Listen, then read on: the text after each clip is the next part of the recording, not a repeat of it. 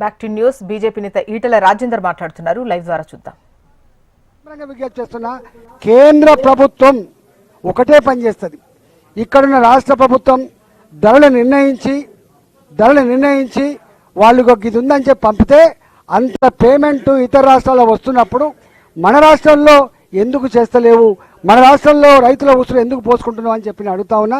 ఇవాళ నేను మొన్ననే పార్లమెంట్లో మాట్లాడినా, మళ్ళీ ఇవాళ ప్రధానమంత్రి గారికి ఎందుకంటే మా ప్రధానమంత్రి గారు చాలా పాజిటివ్ ఉంటాడు కాబట్టి, రైతు ఓరియంటేషన్లో పనిచేసే ప్రధానమంత్రి గారు కాబట్టి, గ్రామీణ ప్రాంతాల్లో రైతులు ప్రేమించే ప్రధానమంత్రి గారు కాబట్టి, ఇవాళ మా గడ్కరీ గారు ఎన్ని వేల కోట్లైనా ఖర్చు పెడదాం, ఎన్ని లక్షల కోట్లైనా ఖర్చు పెడదాం, కానీ మనకు సంతోషకరమైన పద్ధతుల్లో రోడ్లు వేసుకోవాలి తప్ప ఏడిపించుకుంటా సూసైడ్ చేసుకుంటుంటే మనం ఆనందపడి రోడ్లు వేసుకోవడం లేదని చెప్పి వాళ్ళు అంటూ ఉన్నారు. కాబట్టి నేను ప్రభుత్వానికి వినమ్రంగా విజ్ఞప్తి చేస్తున్నా, ఒక హెచ్చరిక కూడా చేస్తున్నా.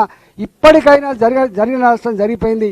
ఇప్పటికైనా మీరు జరుగుతున్న పనుల విషయంలో మీరు సమగ్రంగా సర్వే చేసి ధరలు ఫిక్స్ చేసి రైతాంగాన్ని ఆదుకోవాలి తప్ప, లేకపోతే మాత్రం చాలా తీవ్రమైన పరిణామాలు ఉంటాయని చెప్పి హెచ్చరిస్తా ఉన్నా.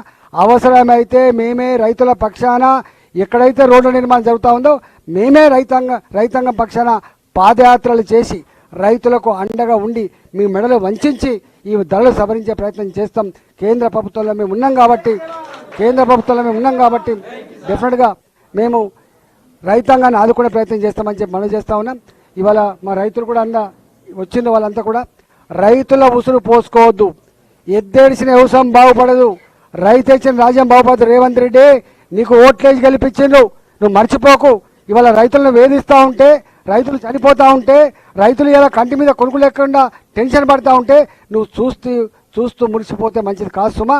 మొన్న మీకు కూడా నిజమే, ఇది కష్టంగా ఉందని చెప్పి మీరు ఎక్కడైతే ఇలా 4th సిటీ కోసం రోడ్లు వేస్తున్నారో ఒక్కొక్క ఎకరం 5 కోట్ల 6 కోట్ల రూపాయలు ఉన్నది, 5 కోట్ల 6 కోట్ల రూపాయలు ఉన్నది. కానీ ఇది విలువ 20 లక్షలు 30 లక్షలు ఉంది. అందువల్ల రైతాంగం విషయంలో కూడా ఈ సమస్య పరిష్కరించాలని చెప్పి కోరుతున్నా.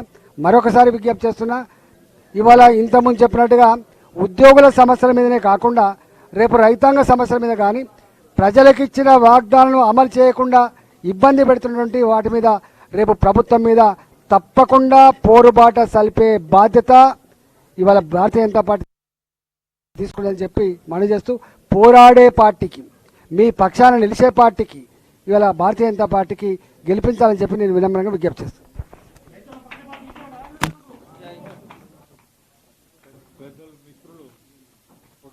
ఈనాటి పెళ్లి కొడుకు అంటే నిలబడి ఓటును అభ్యర్థించడానికి ఖమ్మం వరకు